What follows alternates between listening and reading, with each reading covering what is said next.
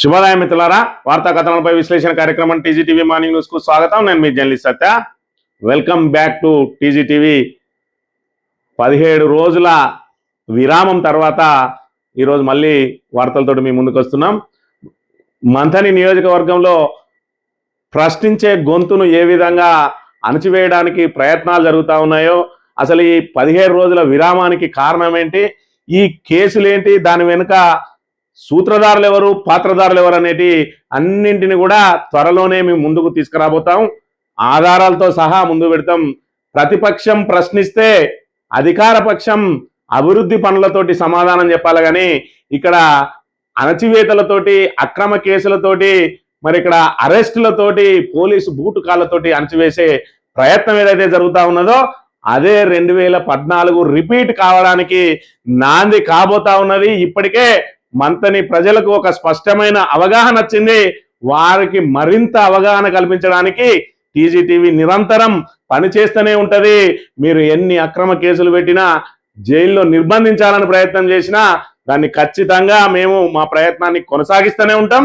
అదే విధంగా చూసుకున్నట్టయితే ఇప్పటితోటి ఆగిపోలేదు, ఇంకా కుట్రలు కొనసాగుతూనే ఉన్నాయి. ఇంకా మా గొంతును అణచివేయడానికి మరి కుట్రలు సాగుతూనే ఉన్నాయి. త్వరలోనే వీటికి సంబంధించిన పూర్తి ఆధారాలతోటి మేము ముందుస్తాం. ముందుగా నేటికి వివిధ పత్రికల్లో వచ్చిన వార్త మరి కథనాలను కనుక పరిశీలించినట్టయితే, ఎలినినో ప్రభావంతో మరి ఇక్కడ వర్షాభావ పరిస్థితులు మరింత ఆలస్యమయ్యే పరిస్థితి ఉన్నదని రైతులు మరి ఇక్కడ ఏదైతే వరి పంట ఏదైతే ఉన్నదో మరి దాన్ని చూసుకుంటూ వేయాలని, అధిక ఉత్పత్తి వచ్చే అవకాశం లేదని చెప్పి మరి ఇక్కడ వ్యవసాయ రంగ నిపుణులు హెచ్చరిస్తా ఉన్నారు. మరోవైపు కేటీఆర్ ఏదైతే ప్రతి ఆడబిడ్డకు గనుక నెలకు 2500 చొప్పున 5 సంవత్సరాలలో 1,50,000 ప్రతి మహిళకు గనుక మీరు ఇచ్చినట్టయితే ఖచ్చితంగా నేను శాశ్వతంగా రాజకీయాల్లోంచే తప్పుకుంటా అని మరొకసారి కూడా సవాల్ విసరడం జరిగింది. అదేవిధంగా చూసుకున్నట్టయితే ఏదైతే ప్రభుత్వంలో నెంబర్ 2 అని చెప్పుకుంటా ఉన్నాడో ఆ నెంబర్ 2 మంత్రి మరి హైడ్రాన్ అడ్డం పెట్టుకుని 30% కమిషన్లు, మరి ఇక్కడ 30% వాటాలు వసూలు చేస్తా ఉన్నాడు. దానికోసమే హైడ్రాను అడ్డు పెట్టుకుంటా ఉన్నాడని చెప్పి దాని మీద కూడా పెద్ద ఎత్తున విమర్శలు వస్తున్న పరిస్థితి. రాష్ట్రానికి కొత్త సిఎస్ మరి సిఎస్ గా కొత్త సిఎస్ రావడం జరిగింది. రామకృష్ణారావు పదవి కాలం ఈ నెల 30 తోటి ముగియడం తోటి మరి ఇక్కడ కేంద్ర సర్వీసులలో ఉన్నటువంటి ఐఏఎస్ తీసుకొచ్చి ఇప్పుడు ఆయనను సిఎస్ చేయబోతా ఉన్నాడు రేవంత్ రెడ్డి.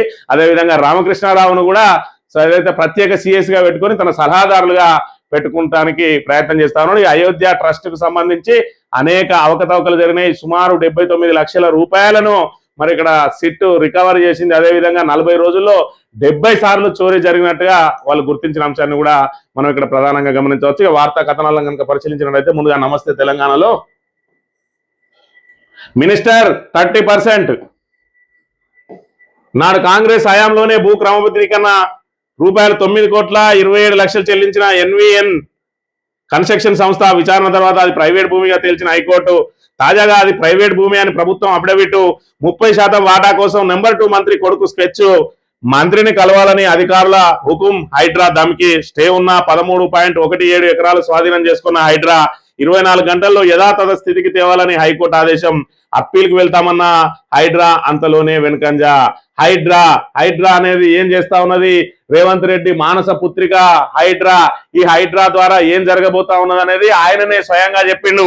ఏదైతే హిట్లర్ కు అత్యంత ఇష్టమైనటువంటి పేరు హైడ్రా కాబట్టి నేను ఈ హైడ్రాని తీసుకొని వచ్చిన, ఈ మా హైడ్రా చేసే విధ్వంసం ఏదైతే ఉన్నదో మీరు ఇక్కడ ఇరాన్ అదేవిధంగా అమెరికా ఇజ్రాయెల్ యుద్ధంతో మరి ఆయన పోల్చిండు. అక్కడ జరిగిన విధ్వంసంతో మరి సరిసమానంగా ఇక్కడ హైడ్రా విధ్వంసం చేసిందా లేదా చూసుకొని అని చెప్పి ప్రతిపక్షాలు చేయాల్సిన విమర్శలను కూడా రేవంత్ రెడ్డి తనకు తానే చేసుకొని తనను ఒక నియంత్రణగా ప్రొజెక్ట్ చేసుకున్నాడు.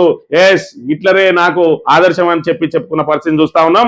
ఇలా హైడ్రా అనేది ప్రభుత్వ భూములను కాపాడడానికా లేదంటే ప్రైవేటు వ్యక్తులను బెదిరించి భయపెట్టి వాళ్ళ దగ్గర నుంచి వాటాలు వసూలు చేయడానికా అనేది ఇప్పుడు పూర్తి స్థాయిలో మరి తేటతెల్లమైతే ఉన్నది. ఎందుకంటే హైడ్రా అనేది ఏదైతే ప్రైవేటు వ్యక్తుల భూముల మీద మరి పాగా వేయడానికి ప్రయత్నం చేస్తా ఉన్నదో హైకోర్టు మొట్టికాయలు వేస్తూనే ఉన్నది. అయినప్పటికీ కూడా హైడ్రా మళ్ళీ మినిస్టర్ల కనసన్నలలో, ముఖ్య నేత కనసన్నలలో పనిచేస్తూ మరి ఇక్కడ వాళ్ళను ప్రైవేటు వ్యక్తులను బెదిరించి భయపెట్టి వసూలు చేసే ప్రయత్నం జరుగుతూ ఉన్నది. హైడ్రా గురించి ఏదైతే రేవంత్ రెడ్డి ఏమన్నాడు, అదేవిధంగా కేటీఆర్ ఏమన్నాడు ఒకసారి చూసినట్టయితే, పట్టా భూములను హైడ్రా ముట్టుకోదు, పట్టా ఉండి సొంత స్థలాల్లో ఇల్లు కట్టుకునే వారి జోలికి హైడ్రా వెళ్ళదు, పార్కులు, చెరువులు, గుట్టలు, నాలాలను కబ్జా పెట్టుకున్న వాళ్ళు వీపులు మాత్రమే సున్నం అయితాయట, హైడ్రా స్వాధీనం చేసుకున్న భూమిలో గజం కూడా నేను గాని మా మంత్రులు గాని తీసుకోమని ఇది వన మహోత్సవం సందర్భంగా రేవంత్ రెడ్డి గారు చెప్పిన మాటలు ఏ విధంగా ఉన్నాయి. ప్రైవేట్ వాళ్ళ భూములను మేటి పరచలలో ముట్టుకోము, మా మంత్రులు ఒక్క పైసా వాటా కూడా అలా తీసుకోరని చెప్పిండు. మరి అప్పుడే కేటీఆర్ ఏం చెప్పిండు, హైడ్రాతో సర్కార్ బ్లాక్ మెయిల్ చేస్తా ఉన్నది, రేవంత్ ప్రభుత్వం భయపెట్టి వసూళ్ల దందా నడిపిస్తున్నది, హైడ్రా భయం వల్లనే కూకట్పల్లికి చెందిన బుచ్చమ్మ బలవన్ మరణానికి పాల్పడింది, ఆమెది ఆత్మహత్య కాదు, హైడ్రా అనే అరాచక సంస్థతో ముఖ్యమంత్రి రేవంత్ రెడ్డి చేయించిన హత్య, ప్రభుత్వ దిక్కుమాలిన చర్యల కారణంగా పేదలు ఆత్మహత్య చేసుకునే దుస్థితి దాపురించింది, వేదశ్రీ అనే పాప ఏడుస్తూ పుస్తకాలు తీసుకుంటామంటే కూడా తీసుకోనివ్వకుండా ఇల్లు కూలగొట్టిండు, ఇంత దిగజారిన దిక్కుమాలిన చర్య మరేదైనా ఉంటుందా అని చెప్పి మరి హైడ్రా కూల్చివేతల భయంతో ఆత్మహత్య చేసుకున్న బుచ్చమ్మ కుటుంబాన్ని పరామర్శించే టైంలో రేవంత్ రెడ్డికి చేస్తున్న విధ్వంసాన్ని మరి ఎత్తి చూపుతూ మాట్లాడిండు కేటీఆర్. మరి వీళ్ళిద్దరి మాటలలో ఎవరిది నిజం అనేది కనుక ఇప్పుడు పరిశీలించినట్టయితే మరి ఇక్కడ దీనిలో కనబడుతూనే ఉన్నది, సర్కార్ పెద్దలకు అన్నేసిన భూములను చేపట్టేందుకు హైడ్రా ఎలా పావుగా మారుతున్నదో చెప్పేందుకు మరో ఉదంతం మచ్చు తునకలాగా నిలిచింది. ప్రభుత్వ పెద్దల ఆదేశాల మేరకు ప్రైవేట్ భూముల్లోకి వెళ్లి భూ యజమానులే సెటిల్మెంట్ చేసుకునేలా హైడ్రా ఎలా దబాయిస్తున్నది మరోసారి వెలుగు చూసింది. ఐటీ కారిడార్ కు గుండెకాయ లాంటి కానామెట్ కూకట్పల్లి సరిహద్దుల్లో ఉండే అత్యంత ఖరీదైన ఈదులకుంటలో ఉన్న ఓ ప్రైవేట్ భూమిపై ప్రభుత్వంలో నెంబర్ 2 గా చెప్పుకునే మంత్రి కన్నుబడింది. అనుకున్నదే తడుగా హైడ్రా రంగంలోకి దిగింది. ఆ భూముల్లో కుంట ఉండేదని దానిని స్వాధీనం చేసుకుంటామని ప్రకటించి భూ యజమానులు హైకోర్టును ఆశ్రయించి అక్కడ కుంట ఏమీ లేదని ప్రస్తుత కాంగ్రెస్ ప్రభుత్వమే నిర్ధారించిందని రుజువులు చూపడంతో హైడ్రా చర్యలను హైకోర్టు తప్పుపట్టింది. ఇక్కడ చూసుకుంటే ఈ ప్రైవేట్ వాళ్లకు ఫెన్సింగ్ వేసి హైడ్రా పబ్లిక్ నోటీస్ పెట్టి హైడ్రా స్వాధీనం చేసుకున్నాం అని చెప్పి పెడితే మరి వాళ్ళు కోర్టుకు పోతే ఆ కోర్టులో వాళ్ళకు ఉపశమనం దొరకడంతో this land belongs to NVN constructions అని చెప్పి వాళ్ళు హైకోర్టు ఆదేశాలతోటి మరి ఇక్కడ వేసుకోవడం జరిగింది. మరి ఇక్కడ అసలు జరిగింది ఏంటంటే ఇక లాభం లేదనుకుని నెంబర్ 2 మంత్రి స్వయంగా రంగంలోకి దిగి భూ యజమానులను తన నివాసానికి పిలిపించుకొని 30% వాటా ఇస్తే ఇబ్బందులు రాకుండా చూస్తారని హామీ ఇచ్చిందట. తన కొడుకుతో రాయబారాలు నడిపిండు, భూ యజమానులు దారికి రాలేదు, హైడ్రా రంగంలో దిగి ఆ భూముల్లో నిర్మాణాలను ధ్వంసం చేసింది. భూ యజమానులు మళ్లీ హైకోర్టును ఆశ్రయించడంతో పరిశీలించిన ధర్మాసనం హైడ్రాకు చివాట్లు పెట్టింది. హైడ్రా ఫెన్సింగ్ ని 24 గంటల్లో తొలగించి పూర్వస్థితిని కల్పించాలని తీర్పిచ్చింది. ఇకపై ఆ భూమి జోలికి వెళ్ళబోమని హైడ్రాతో హామీ తీసుకొని ఆ వ్యాఖ్యలను రికార్డు కూడా చేయించింది. గతంలో బతుకమ్మ కుంట విషయంలో హైడ్రా అత్యుత్సాహంపై రేవంత్ మొట్టికాయలు వేసింది. హైడ్రా వేసిన కంచెను తొలగింపజేసి అది ప్రైవేట్దేననే తీర్పు ఇచ్చింది. ఈ 2 ఘటనల్లోనూ హైడ్రా తీర్పును హైకోర్టు తప్పుపట్టడమే కాకుండా హైడ్రా చేసిన ఆరోపణలు కూడా తిప్పికొట్టింది.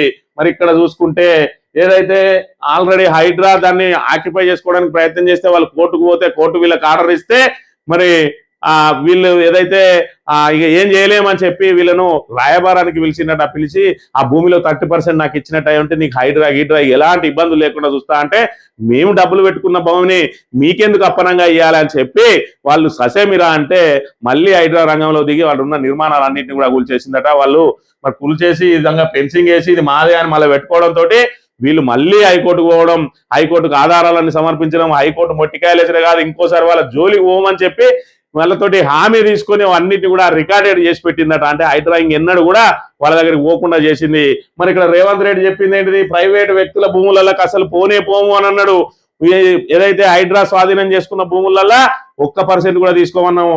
మరి ఇక్కడ 30% మాకు ఇచ్చేయి, నీ దగ్గరికి హైడ్రాని జోలికి రాదు అని అంటే హైడ్రాను దేనికి వాడుతా ఉన్నది కాంగ్రెస్ ప్రభుత్వం అనేది ఇప్పుడు మనం ఒకసారి ఆలోచన చేసుకోవాలి.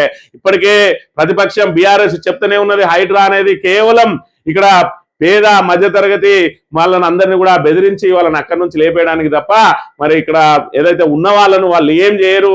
మరి ఇక్కడ రేవంత్ రెడ్డి అన్న తిరుపతి రెడ్డి కూడా ఆల్రెడీ బఫర్ జోన్లోనే ఉన్నది. వాళ్ళకు నోటీస్ ఇచ్చి ఆయన కోర్టుకు పంపించి వెసులుబాటు కల్పించిండు, ఇతరులే మాత్రం ఎక్కడికక్కడ కూల్ చేస్తున్నారని. మరి హైడ్రా అనేది విధ్వంసం కోసమే పుట్టింది అనే దానికి మరి రేవంత్ రెడ్డి చేసిన వ్యాఖ్యలే మనం నిదర్శనంగా చూసుకోవచ్చు అనే విషయాన్ని మనం ఇక్కడ గమనించవచ్చు. ఈ హైడ్రాను అడ్డం పెట్టుకొని భూపందేరం ఈదలకుంట పేరిట 2.5 ఏళ్లుగా నాటకాలు. మేడ్చల్ మల్కార్ జిల్లా కూకట్పల్లి సర్వే నెంబర్ 1002, 1003 నుంచి 1006 వరకు గల 17.12 ఎకరాల భూమి అదే గ్రామానికి చెందిన యాదయ్య ఇతరుల పేరిట ఉన్నది. కనకదుర్గ హౌసింగ్ సొసైటీ పేరిట 80 మంది ఉద్యోగులు కొంత భూమిని వారి నుంచి కొనుగోలు చేసి ఆ తర్వాత ఎన్విఎన్ కన్స్ట్రక్షన్ ప్రైవేట్ లిమిటెడ్ 17 ఎకరాల 17.12 ఎకరాల భూమి కొనుగోలు చేసింది కనకదుర్గ సొసైటీ వాళ్లకు. తామే నిర్మాణాలు చేసిస్తామని ఒప్పందం చేసుకుని 2005లో రిజిస్టర్ చేసుకున్నారు. జీపీఏ ద్వారా 55 నుంచి తీసుకున్న డాక్యుమెంట్లు ఉన్నాయి, ఇవన్నీ ఉన్నా కూడా వాళ్ళ దగ్గర నుంచి 30% అడుగుతా ఉన్నారు మరి ప్రభుత్వ పెద్దలు. అని అంటే హైడ్రా విధ్వంసమా, హైడ్రా ద్వారా హైదరాబాద్ కు ఉపయోగమా? ఒక్కసారి ఆలోచన చేసుకోవాలి. ఇక చారిత్రక కట్టడమైనటువంటి రామప్పకు మైనింగ్ ముప్పు నెలకొని ఉన్నదట. కాంగ్రెస్ సర్కార్ చర్యలతో ప్రమాదంలో వారసత్వ సంపద 1000 ఎకరాల్లో 300 మీటర్ల లోతులో బొగ్గు నిక్షేపాలు, అక్కడ ఓసి తవ్వకాలు ప్రమాదం అని తేల్చిన నిపుణులు. గుడి చెరువుతో పాటు పరిసర గ్రామాలపై తీవ్ర ప్రభావం. ఉమ్మడి పాలకుల హయాం నుంచే కుట్ల యత్నాలు, భద్రతపై శాస్త్రవేత్తలు, నిపుణులు, స్థానికుల అభ్యంతరం. పరిస్థితిని గుర్తించి మైనింగ్ ఆలోచన మానుకోవాలని 2014లోనే సింగరేణికి కరాఖండిగా చెప్పిన కేసీఆర్ నాడు బీఆర్ఎస్ హయాంలోనే రామప్పకు యునెస్కో గుర్తింపు వచ్చింది. మూలన పడేసిన ఫైలుకు తాజాగా ప్రభుత్వం గ్రీన్ సిగ్నల్ ఇచ్చిందట. సింగరేణి మైనింగ్ మొదలు పెడితే అంతా మటమాయమే. కాంగ్రెస్ అసంబద్ధ నిర్ణయాలపై చరిత్రకారుల ఆందోళన అని చెప్పి రామప్ప ఆలయం, అదేవిధంగా రామప్ప చెరువు ఏదైతే ఉన్నదో అది చారిత్రక సంపద. మరి ఆ చారిత్రక సంపదకు ముప్పు వాటిల్లబోతా ఉన్నది. అక్కడ 1000 ఎకరాలలో బొగ్గు నిక్షేపాలు ఉన్నాయని చెప్పి మరి సింగరేణి తెలంగాణ ఏర్పడ్డ కొత్తల్లోనే ప్రతిపాదన పెడితే ఆ రోజే కేసీఆర్ ఇది మన వారసత్వ సంపద, దీన్ని కాపాడుకోవాల్సిన అవసరం ఉన్నది, మైనింగ్ పేరుతోటి మరి ఈ పురాతన కట్టడాలను విధ్వంసం చేయడం తగదు అని చెప్పి మీరు ఆలోచన మానుకోవాలని ఆ ఫైల్ ను మూలన పడేస్తే ఇప్పుడు దాన్ని దుమ్ము దులిపి కాంగ్రెస్ ప్రభుత్వం ఇప్పుడు కొత్త మైనింగ్ కు తెరలేపుతా ఉన్నదట. మాకు చారిత్రక కట్టడాలతో పని లేదు, మాకు ఇతర ఎవిడితో కూడా పని లేదు, మనకు కావాల్సింది ఏంటి అని అంటే కొత్తగా మైనింగ్ ను మనం ఏర్పాటు చేయాలి, దాన్ని మన అన్యాయ లెవెల్కి ఒకరికి సిండికేట్ ద్వారా ఇప్పించుకోవాలి, తద్వారా మరి వేలాది కోట్ల రూపాయలు సంపాదించాలనే ఆలోచనే తప్ప మరి ఇక్కడ ఈ చారిత్రక కట్టడమైనటువంటి మరి రామప్పకు బీఆర్ఎస్ హయాంలో యునెస్కో నుంచి గుర్తింపు లభించింది. యునెస్కో కీర్తిని గడించినటువంటి రామప్ప ఆలయాన్ని కూడా ఇవాళ శిథిలం చేయడానికి కాంగ్రెస్ ప్రభుత్వం పూనుకుంటా ఉన్నది. ప్రతి మహిళ ఖాతాలో 1,50,000 వేస్తే రాజకీయాలు వదిలేస్తా, సీఎం రేవంత్ రెడ్డికి బీఆర్ఎస్ వర్కింగ్ ప్రెసిడెంట్ కేటీఆర్ సవాల్.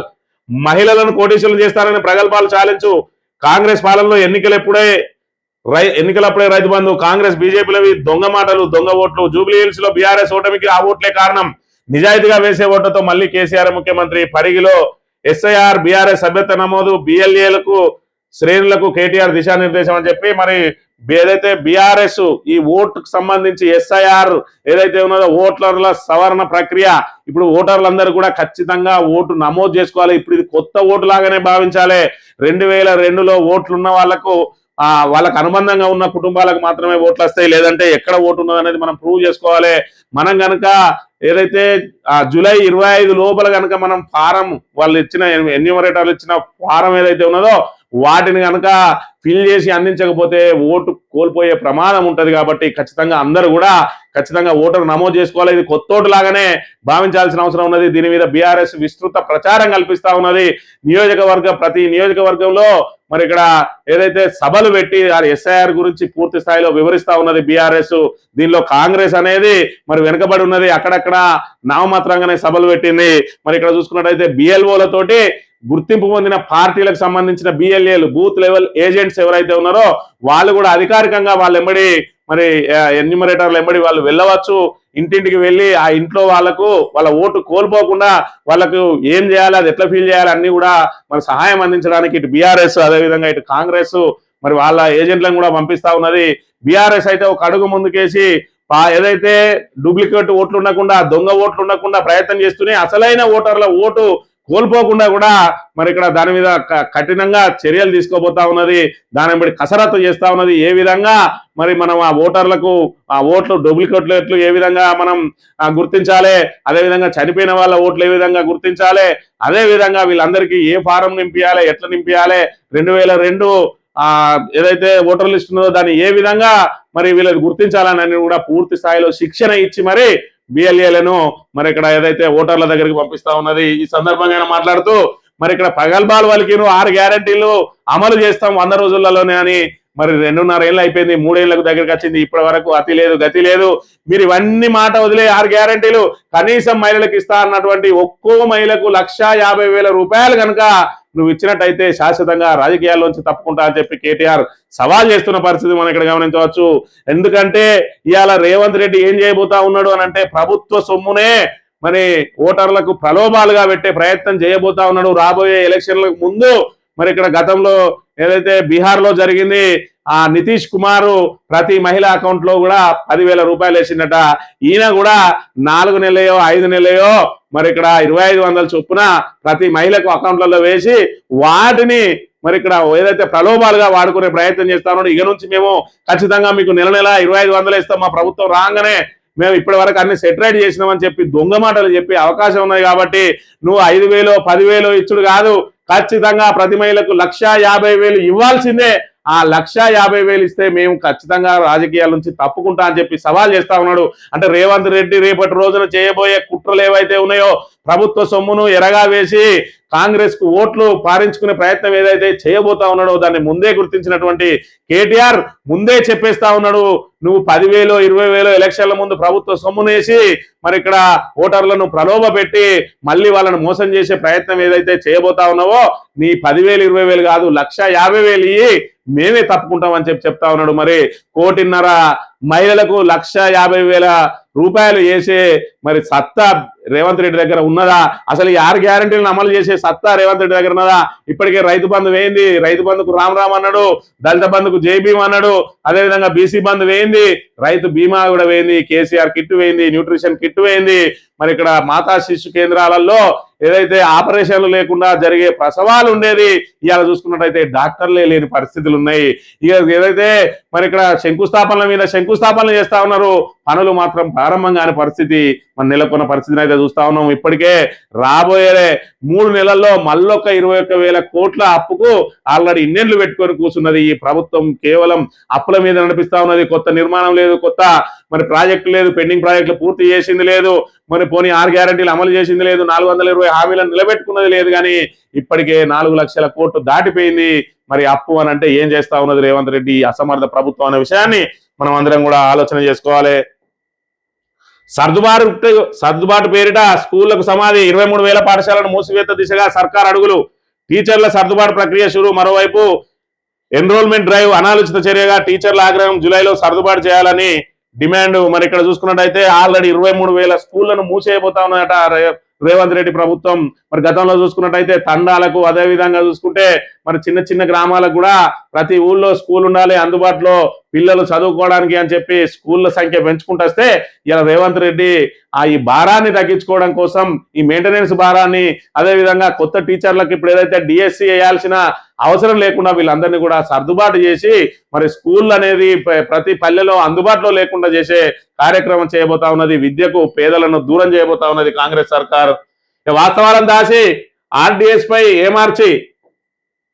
పై రేవంత్ సర్కార్ కుమ్మక్కు నాటకం, కర్ణాటక ప్రాజెక్టులకు అనుమతులు ఇచ్చి కుట్రలు, పూడికతో నీరు రావట్లేదని నమ్మించే ప్రయత్నం, ఆధునీకరణ పేరుతో పక్కదో పట్టించే కుయుక్తి, కర్ణాటక ఏపీ జలదోపిడితో ఆర్డిఎస్ కు తీవ్ర నష్టం, అనికట్ కుడి స్లూయిస్లు ముయ్యకుండా దోపిడీ, పనులు చేపట్టకుండా ఏపీ నుంచి బెదిరింపులు, బీఆర్ఎస్ పోరాటం ఒత్తిడితో ఆధునికీకరణకు 2022లోనే అంగీకరించిన కేఆర్ఎంబి, సిడబ్ల్యూపీఆర్ఎస్ తో అధ్యయనానికి నిర్ణయం, అందుకు 24 లక్షల నిధులు అవసరమని అంచనా, ఏపీ మొండికేయడంతో ముందుకు సాగని వైనం, వాస్తవాలన్నీ దాచి పొరుగు రాష్ట్ర వాదనలు ముఖ్యమంత్రి రేవంత్ రెడ్డి బహిరంగంగానే వత్తాసు పలుకుతా ఉన్నాడట. రాజోలిబండ డైవర్షన్ స్కీమ్ కు 15 టీఎంసీల కేటాయింపు ఉన్నా పూడిక పేరుకుపోవడంతో 5 టీఎంసీలకు మించి వాడుకోలేకపోతున్నాం.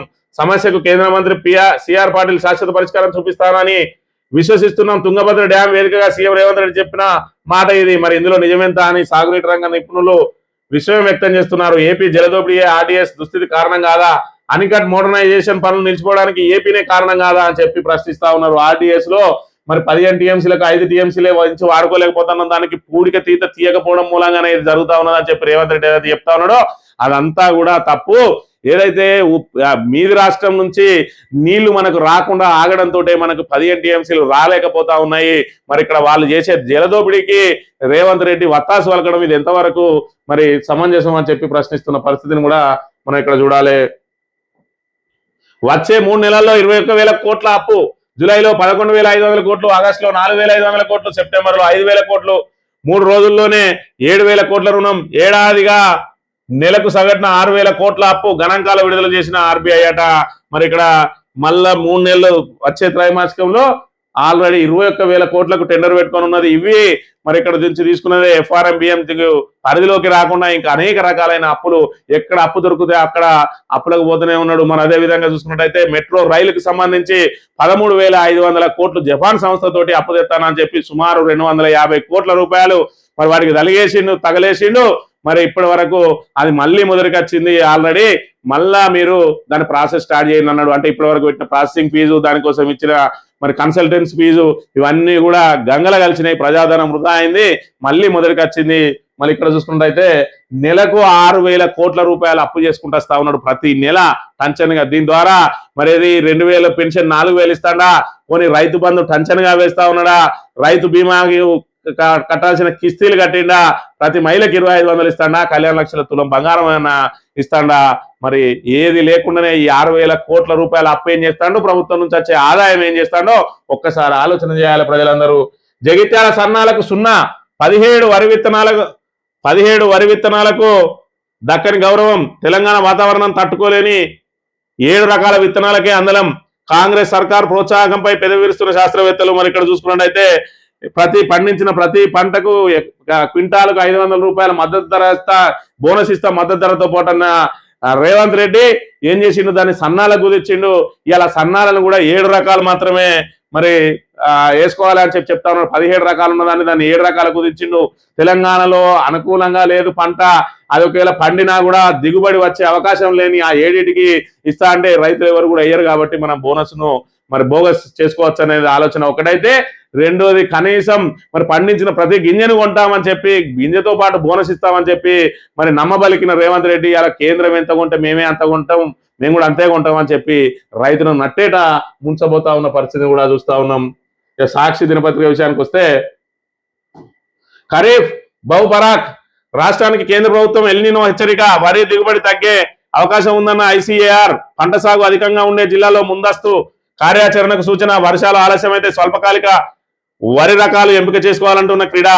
నీటి సంరక్షణ చర్యలు తీసుకోవాలి. మొక్కజొన్న స్థానంలో జొన్న, సజ్జలు, పెసర, మినుములు వేయాలని వెల్లడి. మరి ఇక్కడ చూసుకుంటే ఎల్నినో ప్రభావం విపరీతంగా ఉండబోతా ఉన్నది అని చెప్పి ఏడాది ముందు నుంచే హెచ్చరిస్తా ఉన్నారు. మరి మన రేవంత్ అన్న ఏం చేస్తా ఉన్నాడు, మన దుద్దిల్ల శ్రీధర్ గారు ఏం చేస్తా ఉన్నారు, ఇక్కడ మరి ఏదైతే మంతని నియోజకవర్గంలో ఉన్నది మేడిగడ్డ ప్రాజెక్టు 2.5 సంవత్సరాల నుంచి కనీసం దాని పరీక్షలు పూర్తి చేయలేదు. ఆల్రెడీ జూలై వచ్చేసింది. సరే ఎల్నినో ప్రభావంతో 15 రోజులు ఆలస్యమైనా అందులో పనులు జరిగే అవకాశం అయితే లేదు. మరి ఇవాళ నిండుకుండ లాంటి గోదావరిని ఎడారిగా మార్చి ఇవాళ రైతుల కంట్ల మరి నోట్లో మట్టి కొట్టే పరిస్థితి ఇవాళ నెలకొని ఉన్నది.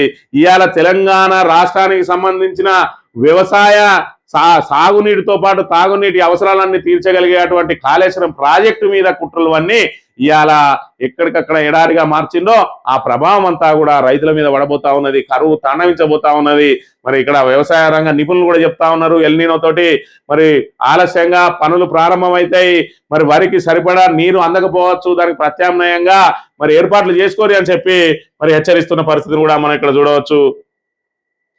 CS గా సంజయ్ జాజు కేంద్ర సర్వీసుల నుంచి రాష్ట్ర సర్వీస్ కు తిరిగి వచ్చిన సీనియర్ IAS అధికారి సంజయ్ జాజు రాష్ట్ర ప్రభుత్వ ప్రధాన కార్యదర్శిగా నియమితులయ్యారు. ప్రస్తుత ప్రభుత్వ ప్రధాన కార్యదర్శికి రామకృష్ణరావును ముఖ్యమంత్రి రేవంత్ రెడ్డి సలహాదారుగా ఎక్స్ అఫిషియో ప్రత్యేక ప్రధాన కార్యదర్శిగా నియమించారు. రాష్ట్ర ఏర్పాటు ముందు నుంచి ఆర్థిక శాఖలో పనిచేస్తున్న రామకృష్ణరావు గత సంవత్సరం ఏప్రిల్లో ప్రభుత్వ ప్రధాన కార్యదర్శిగా నియమితులైన విషయం తెలిసిందే. ఈ నెల 30వ తేదీన పదవి విరమణ చేస్తున్నందున ఆయన సేవలను సలహాదారుని హోదాలో సీఎం రేవంత్ రెడ్డి వినియోగించుకున్నారట. ప్రధానమైన ఈ నియామకాలతో పాటు 13 మంది సీనియర్ IASలను కూడా మరి ఇక్కడ బదిలీ చేసిండు. ప్రతి నెలలో 2 నెలలకు 3 నెలలకోసారి IASలు బదిలీ అయితేనే ఉన్నారు. IASల బదిలీ ఇప్పటి వరకు కూడా ఇంకా ప్రభుత్వం కుదురుకోలేదు.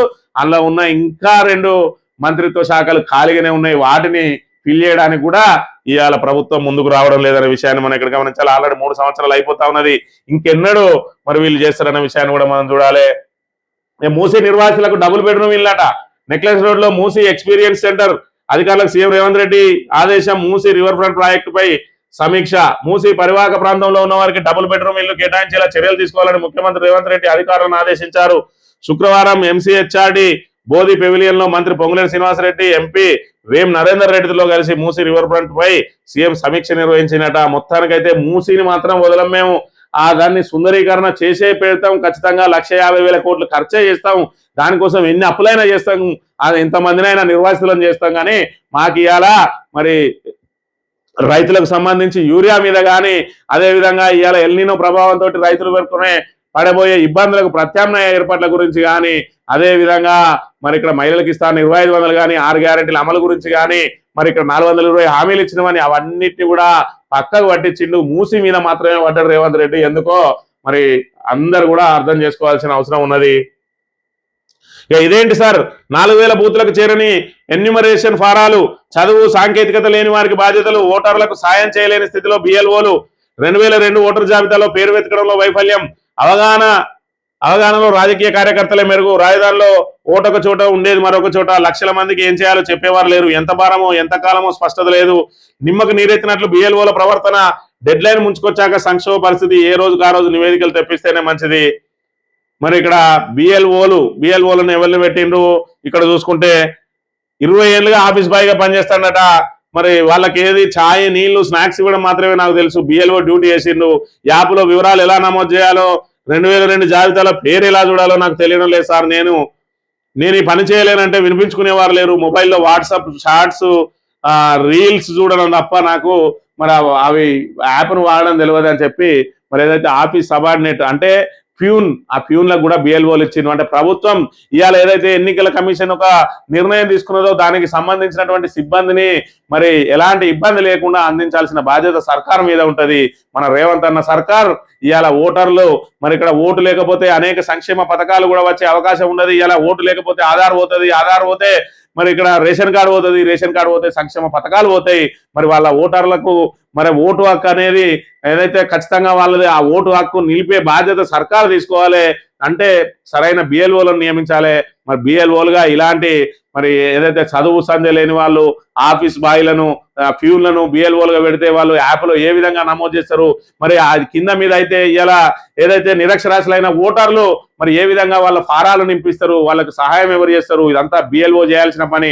మరి బిఎల్ఓలను సక్రమంగా ఏదైతే టీచర్లను లేకపోతే ఆ స్థాయిలో చదువుకున్న వాళ్ళను పెట్టకుండా ఎవరిని పడితే వాళ్ళను బిఎల్ఓలుగా నియమించిందని చెప్పి సాక్షాత్తు ఇక్కడ ఆంధ్రజ్యోతి చెప్తా ఉన్నది, వాళ్ళ కరపత్రమే. అయ్యో రామ, అయోధ్య ఆలయంలో దొంగలు పడ్డరు, కెమెరాల కళ్ళు తప్పి కోట్లు కొల్లగొట్టిరు, దోసుకున్న సొమ్ము టాయిలెట్లో దాచిండు, కౌంటింగ్ గదిలోనే సిబ్బంది చౌర్యం, అక్రమాలు తెలిసినా పట్టించుకొని ట్రస్టు, ప్రధాన కార్యదర్శి రాయి సన్నిహితుడు టిన్ను కీలక సూత్రధారి, సిట్ నివేదికలో వెల్లడి, 8 మంది అరెస్టు, 79 లక్షల స్వాధీనం, ట్రస్టుకు రాయి మిశ్రా ఇద్దరు కూడా రాజీనామా చేసినట్టు. అయోధ్య ట్రస్టు విపరీతమైనటువంటి విరాళాలు వచ్చినాయి, అవన్నిటిని కూడా ఒక దగ్గర పెట్టి ఏదైతే లెక్కించే క్రమంలో అందులోనే చోరీకి పాల్పడ్డారట. 40 రోజులలో 70 సార్లు చోరీకి పాల్పడితే 79 లక్షలు రికవర్ అయినాయి. ఇంకా ఎన్ని కోట్లు అన్యాక్రాంతం అయినాయి అని చెప్తున్న పరిస్థితి. అంటే ట్రస్ట్ పేరుతోటి మన ట్రస్టులు దొంగలు పడ్డరా, ఆలయంలో దొంగలు పడ్డరా, ఒకసారి మరి దీని ద్వారా మనకు తేట తెల్లమైతా ఉన్నది. ఎల్నినోతో కృష్ణా గోదావరి బేసిన్లో వర్షాభావం, అల్పపీడనాలు ఏర్పడ్డా వర్షాలు పడేది ఈశాన్య రాష్ట్రాల్లోనే. వర్షాలు లేక సాగర్ శ్రీశైలం జలాలకు నీరు సరిగా రాదు. జల విద్యుత్ పైన ప్రభావం, థర్మల్ విద్యుత్కు సమస్య, తాగునీటి సమస్యలు, కోస్తాంధ్రలో తీరానికి కోత, రైతులతో పాటు ఆక్వా సాగుదారులకు కష్టమే. ఐఓడి బలపడడానికి సమయం పడుతుంది. 1997కు మించి విపత్కర పరిస్థితి. ఎల్నినోను భూతంలా చూడక్కర్లే, 4 నుంచి 7 ఏళ్లకు ఒకసారి ఏర్పడడం సాధ్యమే. భూతాపానికి ఎల్నినోకు సంబంధం లేదు. మరి సీనియర్ శాస్త్రవేత్త ఏం చెప్తా ఉన్నాడు, ఎల్నినో తోటి కృష్ణా గోదావరి బేసిన్లలో వర్షాభావ పరిస్థితులు అంటే వర్షాలు తక్కువగా పడే అవకాశం ఉంటది. దాంతో పాటు మరి ఇక్కడ ఏదైతే శ్రీశైలం అదే విధంగా సాగర్ శ్రీశైలం జలాశయాలకు కూడా నీళ్లు రావు. మరి ఇక్కడ మనకు నీటికి అత్యంత ఇలాంటి పరిస్థితులు వచ్చిన రోజునే మనం తట్టుకొని నిలబడడం కోసమే ముందు చూపుతోటి కేసీఆర్ నిర్మించిందే కాళేశ్వరం ప్రాజెక్టు. ఇవాళ మేడిగడ్డను కనుక రిపేర్ చేసినా లేదంటే సుందిల్లా అన్నారానికి సంబంధించి మరి చెక్కు చెదరకుండా ఉన్నటువంటి వాటి గేట్లను కూడా తెరిచేసింది. ఎందుకంటే వాటి ద్వారా కూడా కాళేశ్వరం ఫలాలు జనాలకు రైతులకు అందే అవకాశం ఉంటుంది. తద్వారా బీఆర్ఎస్ కు పేరు వస్తుంది అని చెప్పి వాటిని కూడా గేట్లు తెరిచి పెడితే ఇవాళ ఎల్నినో ప్రభావంతో తీవ్ర కరువు పరిస్థితులు రాబోతా ఉన్నాయి. మరి ముందు చూపుతోటి ఎల్నినో వస్తుందని చెప్పి 1.5 ఏళ్ల క్రితం నుంచే చెప్తా ఉన్నారు.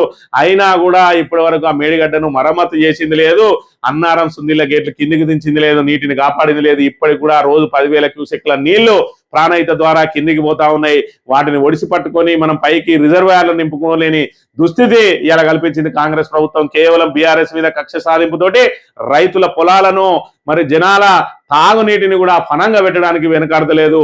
రాజకీయం మాత్రమే చేస్తా ఉన్నది కాంగ్రెస్ ప్రభుత్వం తప్ప ప్రజల అవసరాలను పట్టించుకోవడం లేదు. గత ప్రభుత్వం ఏదైతే సౌకర్యాలు కల్పించిందో దాన్ని కొనసాగించడానికి వీళ్ళు అవమానంగా భావిస్తా ఉన్నారు. మరి అలా కేసీఆర్ కట్టినటువంటి కాళేశ్వరం ప్రాజెక్టు నిరర్ధకం అని చెప్పి దాని మీద దుష్ప్రచారం చేస్తున్నటువంటి రేవంత్ రెడ్డి ఇవాళ పరిపాలన చేస్తున్న సచివాలయం కూడా కేసీఆర్ కట్టింది. దానిలో కూర్చున్నప్పుడు కూడా మరి నేను కూర్చోను అని చెప్పి ఎందుకంటే లేవు, దానిలో ఎందుకు కూర్చుంటా ఉన్నావు?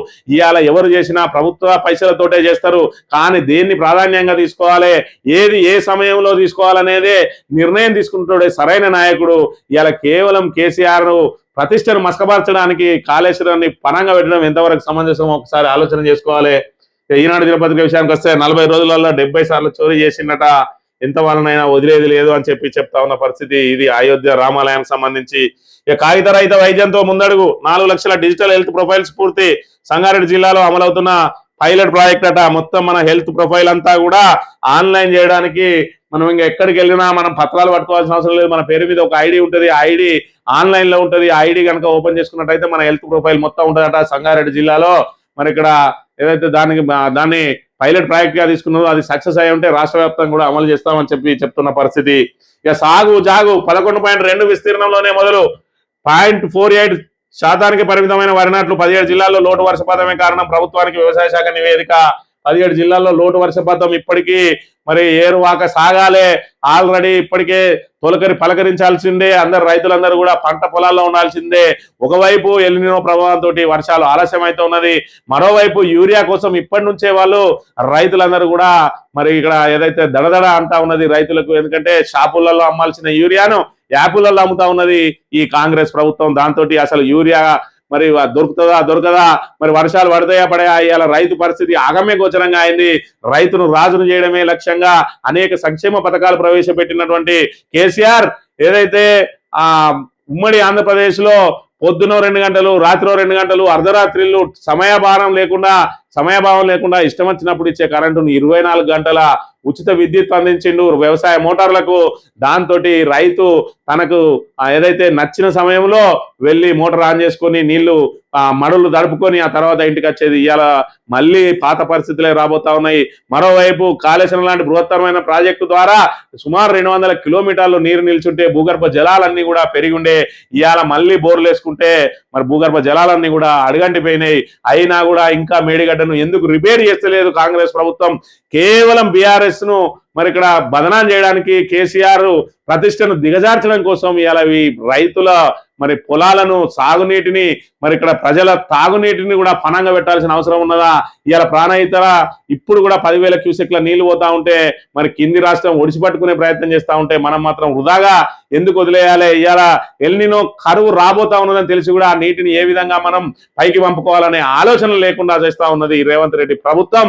మరి దీని ద్వారా మనకి ఇవాళ ఏదైతే తెలంగాణకు శ్రీరామ రక్ష బీఆర్ఎస్ పార్టీని అని మరోసారి కూడా తేడతెల్లమైంది. కాబట్టి మరి ఏదైతే ఎన్నికల ముందు కానీ మరి ఇక్కడ మళ్ళీ 30వ తేదీ నుంచి మరి రైతు బంద్ చేస్తారట. మరి మొన్న 2 ఎకరాలకి వేసిన మిగతా వాటి సంగతి ఏంటంటే అది అయిపోయింది. మరి ఇక్కడ ఇప్పటికే 2 విడతలు ఎగ్గొట్టిండు, 3వ విడతల మరి 2 ఎకరాలకు వేసిండు, ఇప్పుడు 4వ విడత ఇస్తా అంటా అన్నాడు. మరి ఇక్కడ ఏదైతే పెద్ద ఎత్తున ప్రచారం అయితే చేయబోతా ఉన్నాడు. వీళ్ళు ఏ రోజైతే రైతు బంద్ వేస్తారో, రైతు భరోసా పేరుతో వేస్తా ఉన్నారో ఆ రోజు ఒక పెద్ద సభను పెట్టడం వీళ్ళకి ఆనవాయితీగా మారింది. వీళ్ళు ఏ సంక్షేమ పథకం ఇచ్చినా మేము ఇచ్చుడే మీకు గొప్ప అన్నట్టు. మరి కేసీఆర్ హయాంలో ఏదైనా సంక్షేమ పథకం వచ్చిందంటే అది నేరుగా ప్రజలకు చేరేది. దాని మీద ప్రచారం లేదు, ఆర్భాటం లేదు. ఇవాళ చూసుకున్నట్టయితే ఇచ్చిన పథకాన్ని మళ్ళీ ఇచ్చుకుంటూ కోతలు విధించుకుంటూ మేము ఇచ్చుడే మీకు అదొక అదృష్టం అన్నట్టుగా పెద్ద సభలు పెట్టించుకుంటా. పోయినసారి 1 ఎకరానికి ఒక పెద్ద సభ పెట్టిండు, 2 ఎకరానికి ఒక పెద్ద సభ పెట్టిండు. ఇవాళ మళ్ళీ 30వ తేదీన ఖమ్మంలో సభ పెట్టబోతా ఉన్నాడు. ఈ సభల ద్వారానే మరి ఇక్కడ ఏదైతే ప్రజాధనం పూర్తిగా దుర్వినియోగం అవుతా ఉన్న పరిస్థితి నెలకొన్నది. ఇక్కడ చూసుకున్నట్టయితే 400 ఖమ్మం రీజియన్ లో 400 బస్సులు అట, కరీంనగర్ 400 బస్సులు, వరంగల్ 500 బస్సులు, నిజామాబాద్ 200 బస్సులు, ఆదిలాబాద్ 200 బస్సులు, మొత్తం 1700 బస్సులు ఇక సీఎం మీటింగ్ కోసం మరి ఇక్కడ వెల్ కండిషన్డ్ బస్సులు అరేంజ్ చేయని అని చెప్పి వీళ్ళకు రీజనల్ మేనేజర్లు అందరికి కూడా మరి ఇక్కడ ఆర్డర్స్ వచ్చినాయి. ఈ ఆర్డర్స్ లో భాగంగా 1700 బస్సులు సీఎం మీటింగ్ కోసం ఇక్కడ జనాలను తరలించాలి, బస్సులను తరలించాలి. మరి ఇక్కడ ఈయన చేసేది ఏమన్నా కొత్త పథకం ఏమైనా ఉన్నదా అని అంటే అదేమి లేదు. ఇదివరకే ఇచ్చిన పథకాన్నే మరి కోతలు విధించుకుంటా ఎగ్గొట్టుకుంటా ఇచ్చి ఇక నా అంతటోళ్ళు లేడు అని చెప్పుకుంటున్న పరిస్థితి ఇప్పటికైనా ప్రజలకు అర్థం కావాలి. కేసీఆర్ గుట్టు చప్పుడు కాకుండా నేరుగా మరి లబ్ధిదారుల అకౌంట్లలోనే వేసి మరి ఆయన పరిపాలన చేయడమే ఆయన దురహంకారమా?